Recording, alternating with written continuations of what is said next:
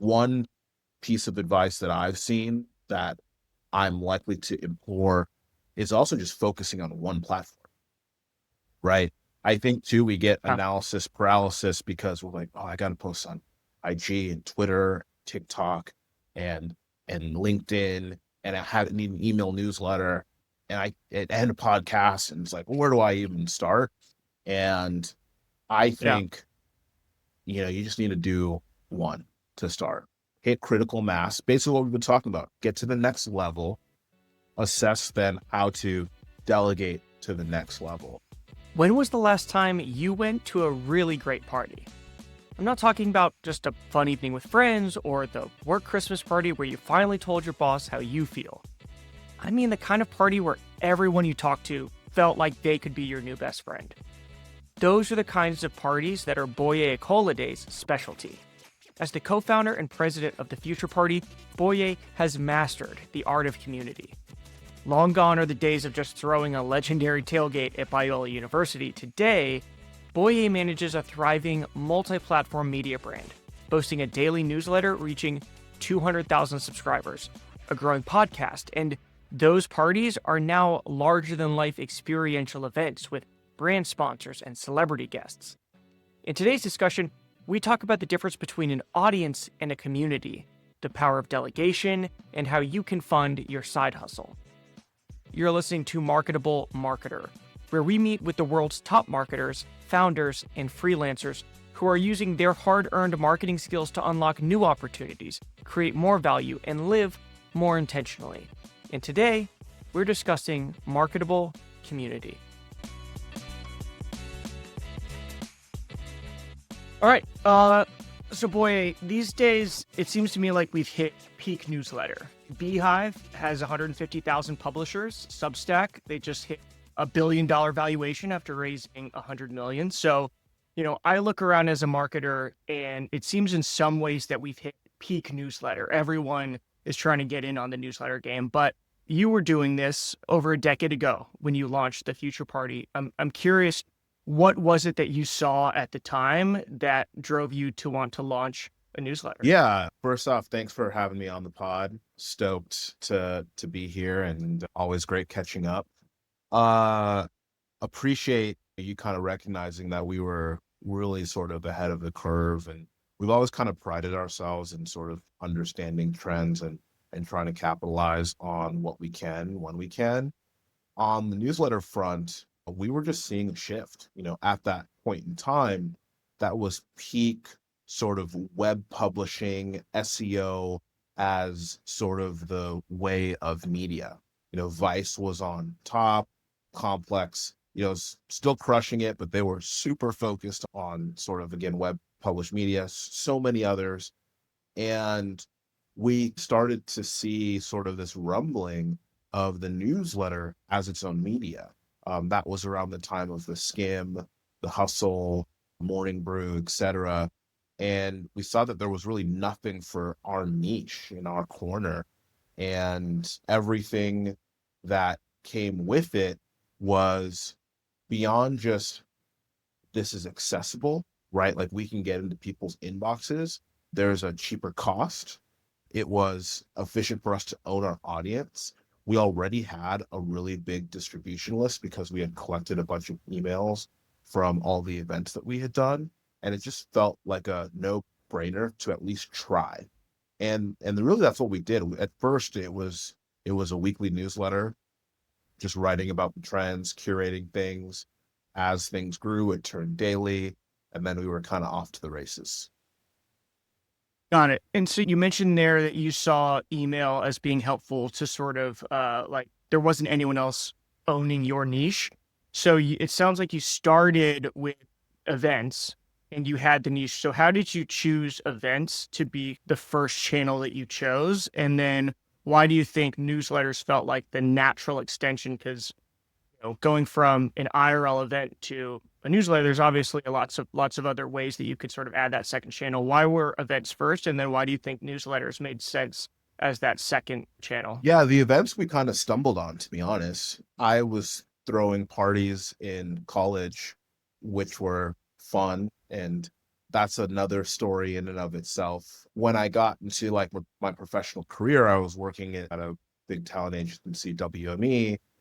I was like, I can't be throwing college parties anymore. That's kind of weird.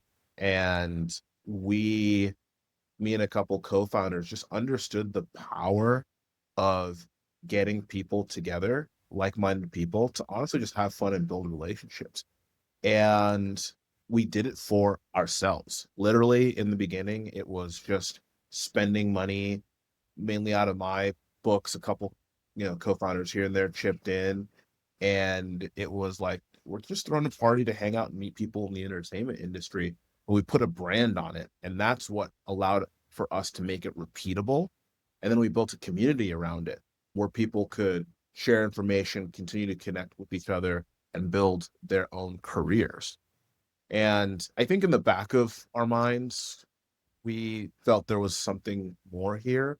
And that more was, could we project what was happening sort of secretly behind closed doors in a good way, right? Like great conversation, great people, innovation, professionalism, but now like get it to the masses. And a newsletter felt like we could kind of accomplish both, right? Still create an intimate experience, keep in touch with people, yet go to a wider audience. I like that you brought up the idea of community because the Future Party really does feel like that for me as someone who's been sort of involved and I've attended events. I've, obviously been a subscriber for a long time. But then there's these little offshoots where, maybe there's a WhatsApp group of people supporting each other in other pursuits. And it really does feel like you can meet other members and there's this kind of mutual value exchange and like-mindedness that you bring. But I feel like in this day and age, community, every brand wants to think that they have a community. Pringles talks about their audience as a community, or Aquafina. And it's like, I don't think, it's like the Princess Bride quote. You keep using that word. I don't think it means what you Yeah. think it means. So what do you think actually leads to a thriving brand as a community as opposed to customers or an audience? Yeah, it's a great question. We used to have a saying, community is so important. It literally makes the world go round. But oftentimes it's really hard to monetize community and be successful at it. So for Mhm. how important it is, in a way, it's become sort of this loss leader for tons of companies where they really seek to co-opt and partner with other communities who also struggle with monetizing, and I do agree a lot of people are now using the term audience for community. And I guess how I would really look at community, audience is really the relationship with the company and the people. And the more people that relate to the company, the larger the audience, right? The more people that wear the t-shirt, that talk about it, that share it, that's an audience, in my opinion. The community is the Mhm. relationship of each individual audience member with each other. And that's, yeah, that's really the unlock, is you have a community when the audience, the relationship between the people and the brand are talking to each other, are sharing with each other, are collaborating with each other, are building relationships with each other, and with the spirit of the brand fueling that conversation and that connection with each other, if that makes sense.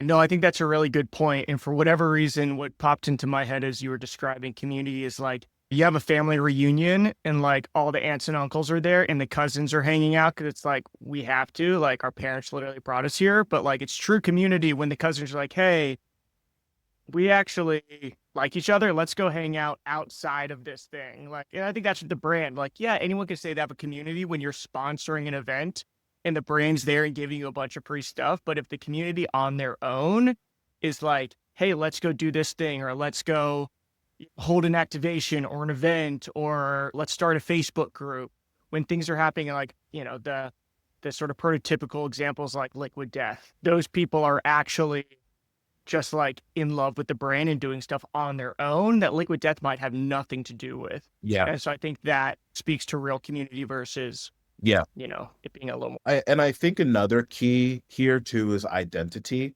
is how much do these community members wear the brands on their sleeve. I do think Mhm.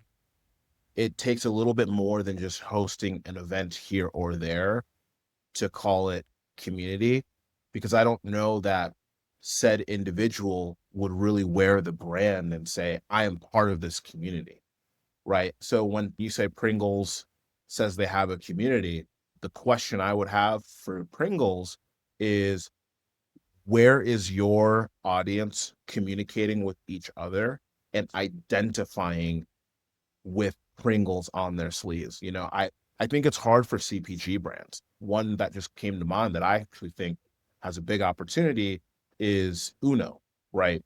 Uno is a crazy board Yeah. game that people have loved since childhood. And now you're seeing celebrities do Uno games instead of casino night. You're hearing how they're so, thinking like there was buzz about Vegas. And that to me seems like, oh, they could actually maybe build a community here. So I think not every company can execute it to a T. Some products lean more into it than others, but I think identity is also a key. Like, what can people really identify with and, say that, wow, yeah, I'm a part of this. And again, some CPG brands, you could do that. Like, I think if that company stands for something that that community also wants to be a part of, right? Like Yeti or Patagonia or North Face, right? Like they stand for something. They have maybe more of an ability to build a community, you know. Anyways, So for a little bit of a pivot and sort of in the spirit of this podcast, Marketable Marketer, I think a lot of marketers can get on board with all the things that we're talking about, brands making community. But then when we think about, all right, how does this apply to me as a person, as an individual? Are there any ways or successful means that you've seen individuals build community that a marketer could look to apply to themselves as they're looking to grow their personal brand? yeah, I mean, I think like, and this is where it's a little nuanced, right? Because individuals can build community, but what I've generally seen is that community is called something, right? You see this in the music industry, right? Like the Beehive, right? Beyonce. Little Yeah. Who's monsters. little? Which one's Little Monsters? Gaga. Oh, okay, there you Gaga. go. Um, uh, they're so I think the music industry, I think, is a good example of community, I would say. Yeah, You know, I think we've seen it in politics, the MAGA community, right? sure. That's a community around Trump. I think it's beyond just politics. It's actually a cult of personality.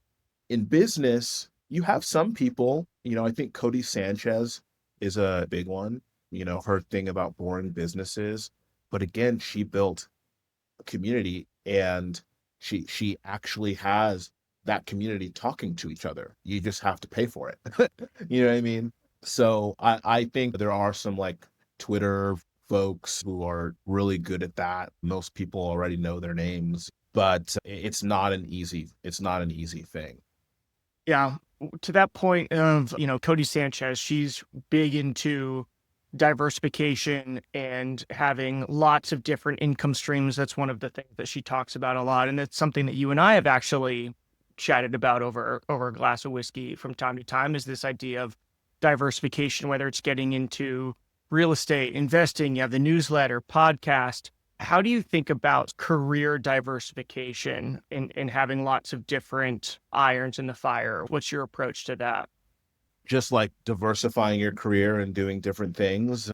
Yeah, because I feel like you've done Airbnbs and you've been an entrepreneur and are an advisor and have a podcast. And so you definitely embody this. The term in vogue right now is a portfolio career. And I think you've sort of been living that life for a while. And I'm just curious, how do you think about all right, these are the things I'm currently doing. Maybe I add a little bit of this speaking or a personal newsletter in addition Yeah. to future party. Like, how do you think about the pieces that you have and what you might want to add or Yeah. subtract? It's a great question. I'll share kind of how I look at it, but with the caveat of I'm still figuring it out. You know what I mean? I think at its core, we as human beings are meant to create. I personally have a faith value system that leads me to believe that, but I do think innately as a human being, we love to create things. And the reality is we can't just sit around and create things all day. We have to make money. And so the unlock is how can you create things and make money? That's really what entrepreneurs are. That's what musicians are. That's what directors are. Like most people who have accomplished something compelling are creators. You're creating this podcast. And for me, rewinding, I just look at my interests and I love a lot of Mhm. things. This has been since I've been a kid. I've made music, I've directed a short film. Yeah, I've started businesses. I just I love to learn and I love being in the world. So a part of it is just who I am, is I like so many things and I want to suck it all up like a vacuum before I move on from this earth. And so I've just been on a quest of how can I do and learn and be involved with as many things, but also make money so that I could actually do them and enjoy them. So I started the 9 to 5 in the entertainment industry. I left to start to create and build and see if I could fulfill exactly what I'm talking about. I sold the Future Party several years ago, and that's been really empowering and enabling to sort of start to create more and be creative and advise while still having the main thing that helped get me to this place. I think the hard part, the biggest resource anyone has is their time. And it takes a lot of time to do a lot of these things. And the key really is delegation.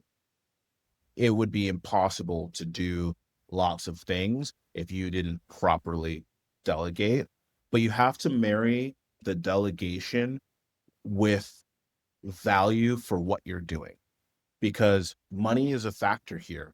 How do you empower or pay or incentivize the people that you're delegating? Right. So, it's not just, oh, everyone can delegate. There's a little bit of a negotiation here with how you get people to help accomplish what you want to create and honestly, what they want to create too. I'm glad you brought up delegation because I think this is one of the things that I personally struggle with. And I think that a lot of people who are looking to pursue more creative enterprises struggle with is they feel like, okay, I have this 9 to 5 in most cases. I want to start a podcast or shoot a short film or try this other avenue. And on a certain level, I understand the power of delegation and the buy back your time book. And I think it was Naval Ravikant was like, he values his time at like 5,000 an hour or something crazy. If there's something that's not going to generate that, offshore it, find a virtual assistant, all of those things. But then I'm faced with, well, this thing is on the side. This thing isn't bringing in any money. This thing feels like a nice to have. So the idea of spending money to delegate so I can focus on the main thing feels like I haven't earned that right. What would you tell someone who's sort of in that mindset of, I can't pay for this? This is like this unproven thing. Maybe if it starts bringing money, I can start to use that. But that's where I've always gotten stuck on the delegation. And then obviously it becomes overwhelming and I have no help and it's all on Yeah. me and it didn't generate money. And so then I go back and it's like this kind of sucky Yeah. flywheel. So I think anything that we're working on as creators that doesn't put food on the table is more or less a hobby, right? Hmm. And it's tricky because we only have a certain amount of time for hobbies, right? Because if we want to be functioning human beings of society, we have to pay bills, we have to pay for rent, so on and so forth.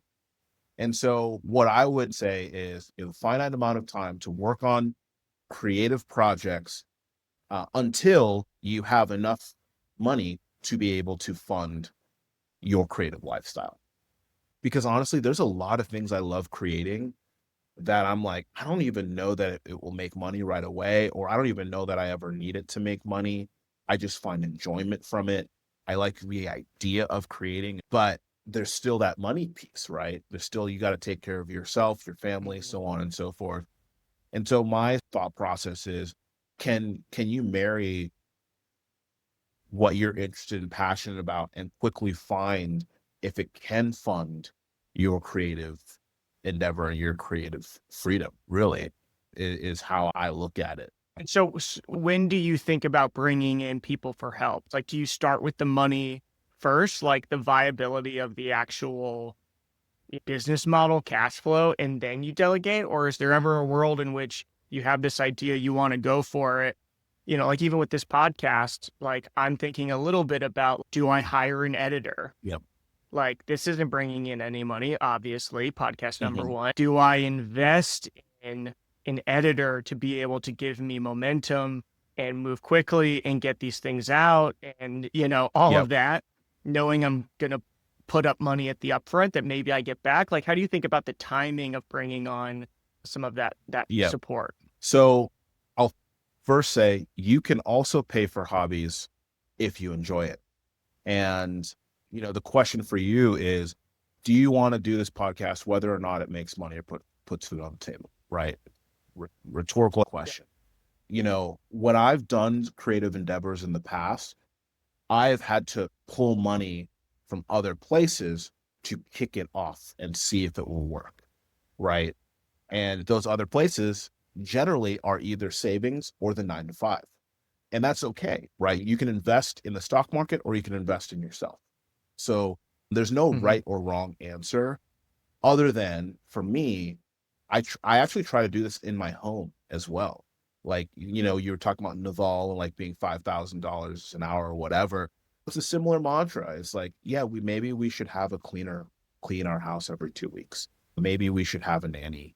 Maybe we should have someone mow the lawn, because that brings time back to be able to do these creative endeavors.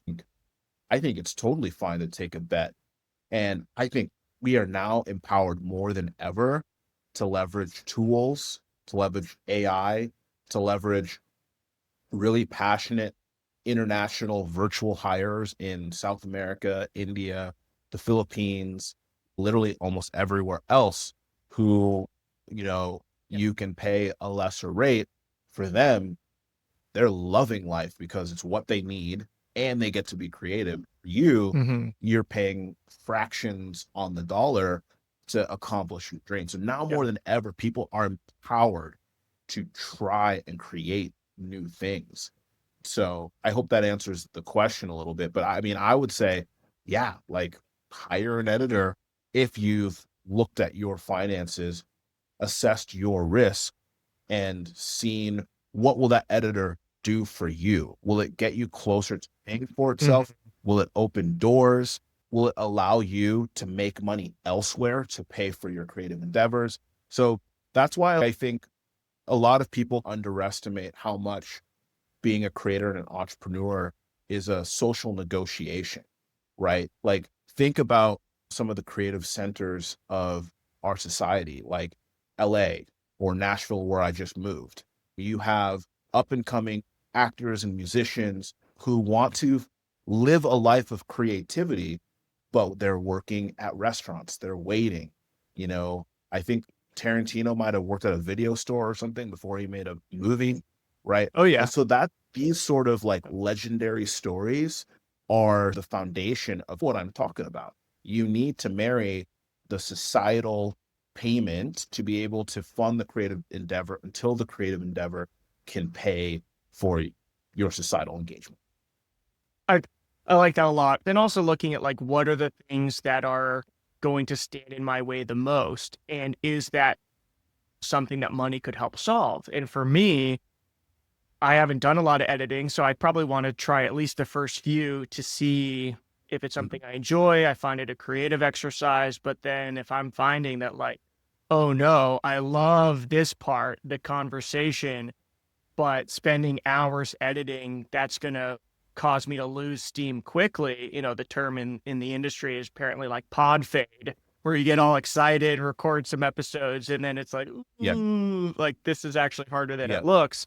And if editing is going to be the piece that is going to potentially lead to that path, well, let's get ahead of that, spend a little bit of money so I can focus on the things that I actually enjoy and hopefully am Yeah. good at, and offshore those pieces. So no, I think that's right. Can I One just thing, add to that yeah, real of quick? What course. you're talking about, I think is really profound.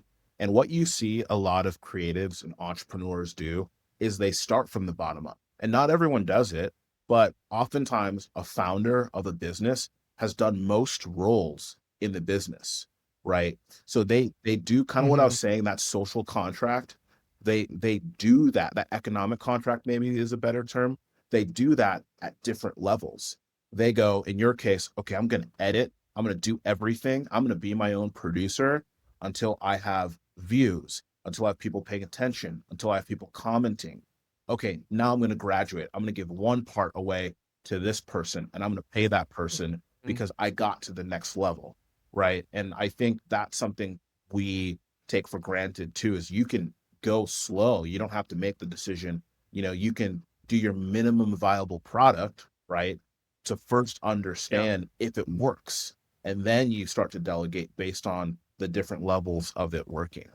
I think that's actually probably a really helpful framework for me because like if I just value my time at some ridiculous level because I'm like, I'm so important, then it feels like, well, I should be delegating to your point, like so many things. Like I should never wash my car. I should never mow the lawn. I should never clean my own house. I should never walk the dog. And you're like, okay, but now I'm spending hundreds of dollars a month. And it's like, well, I need to make sure I'm hella productive because I'm spending all this Yeah. money. Versus what you're saying is like, what are the milestones that you're looking to achieve that allow you to then, okay, like to your point, like if I get 1,000 downloads on this thing or whatever the benchmark is, then I'll bring this person in. And then if I hit this, then I can do that. And that feels more strategic as opposed to just like, I'm not taking out my own trash, which I feel like sometimes Mhm. that worldview can come Yeah. across as. I wanted to kind of revisit the portfolio career just a Yeah. little bit because I think one of the core pillars that appear to be kind of front and center in that sort of lifestyle that really feeds that flywheel is having a strong brand on social media. And looking at some of your socials, it doesn't look like building a strong, big following on social has been a priority for you to date.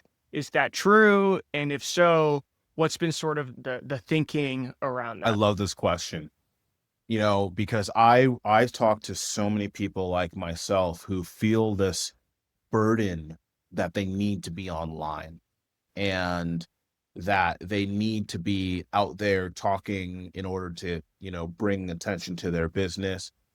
And the reality, in some cases, it's a little true, but in some cases, not necessarily. And I think there's different ways to do it. Right now, there's this trend, there's this thought that the people who own distribution are creators, right? And we're going to see more influencers. We're seeing more influencers partner with companies. We're seeing more companies empower their employees to be influencers and creators. We're seeing CEOs have whole teams just to create video content and podcast content. And it can be really intimidating for someone who doesn't have all of that resource to create content. And I have a lot of thoughts here. I think first and foremost, I think we're in a day and age where we have to treat creating content as what we've been talking about. Like, and like, think of it as a business, think of it as a hobby, kind of all in one, and understand what the end goal is, because it takes time to do it well. And I think for me, it's funny. I was talking to my co-host of the podcast we've been doing, Future Forecast, and we just both came to a realization that we actually need the podcast in order to post. And Yeah. not that we can't post and like, I've done it before. I've had seasons where I'm like posting cool content. I've worked with people that post cool content, but my time is finite. And I had traditionally prioritized functioning on the business and putting out fires and working to make sure that I can be a functioning member of society, where I deprioritized the need to be on socials.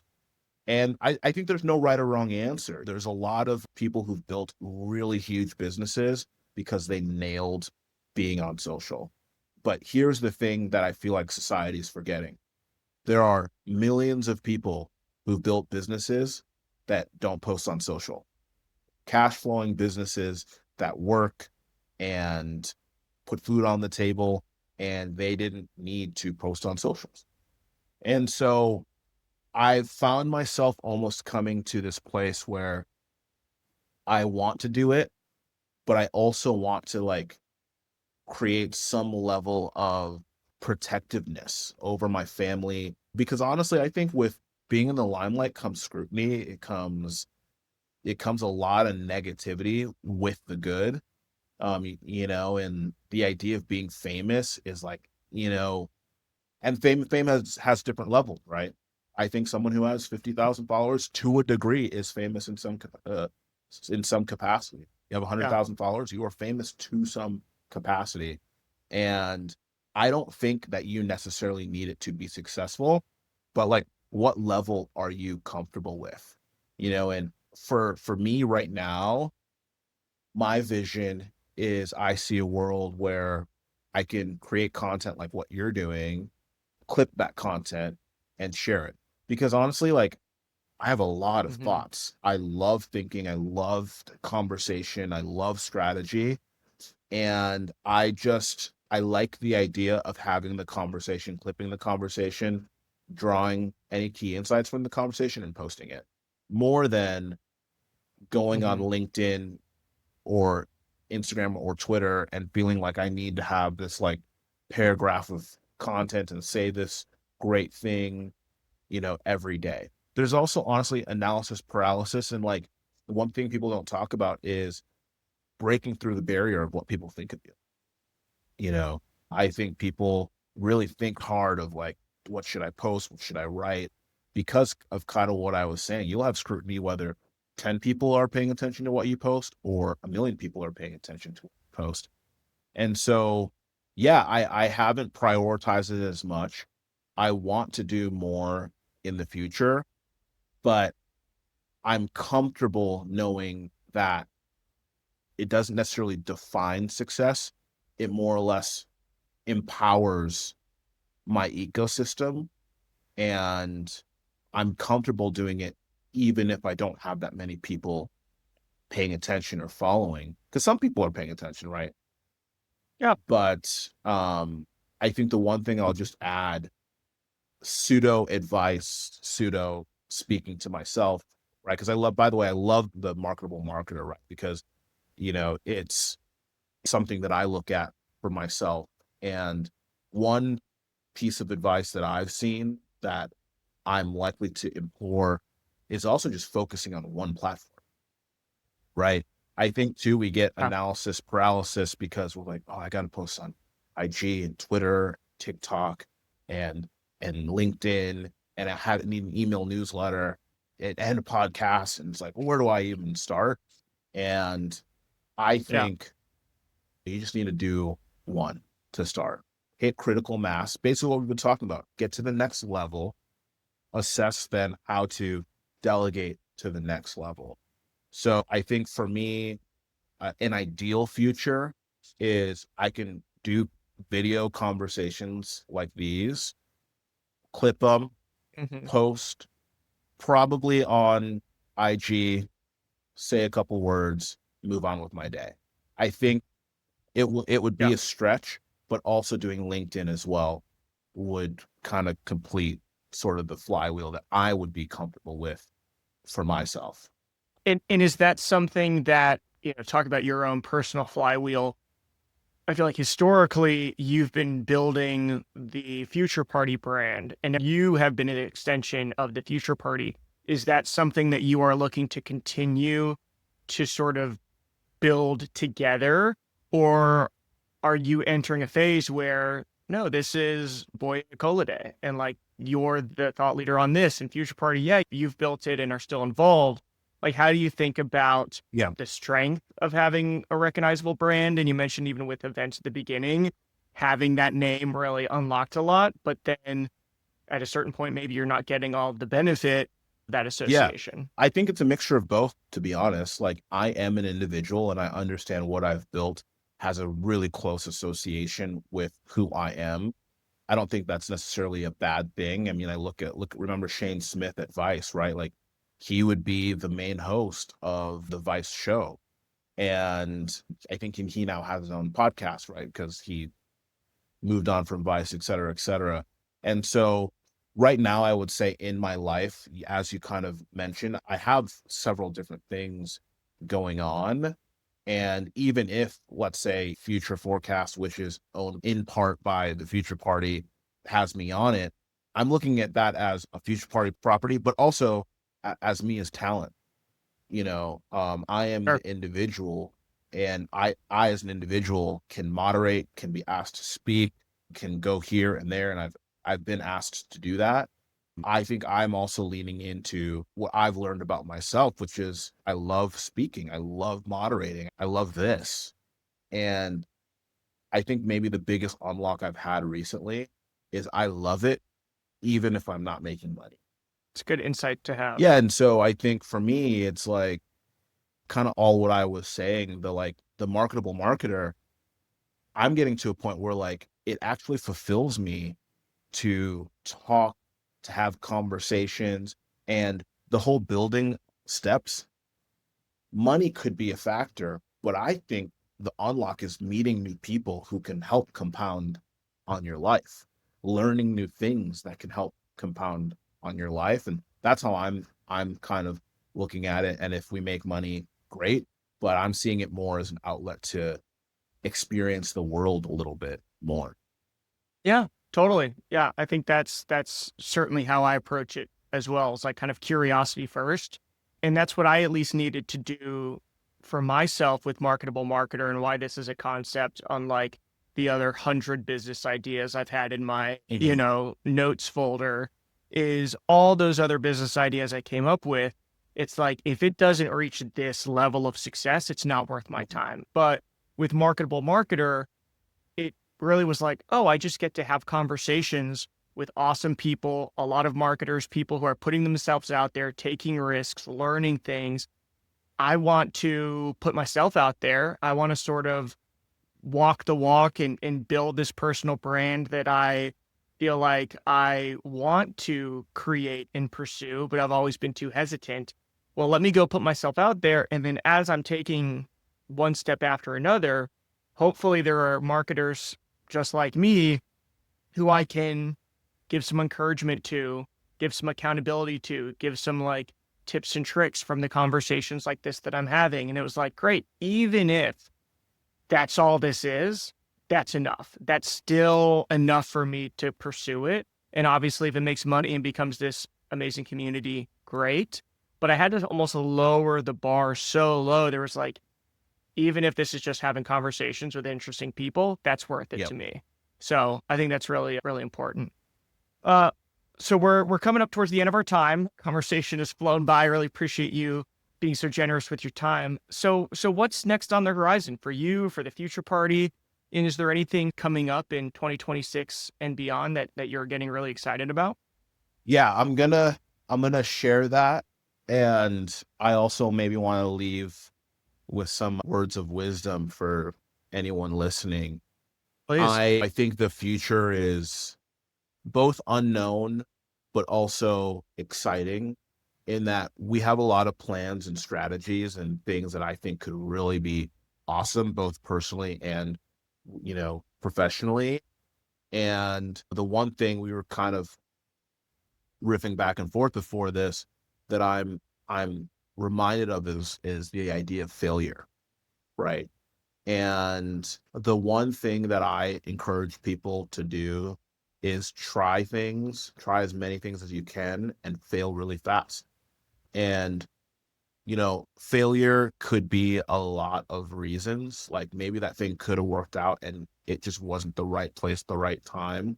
But throwing things up at the wall, I think, is a good thing. You move quickly to a no, and a no can be freeing because at a certain point there's a yes.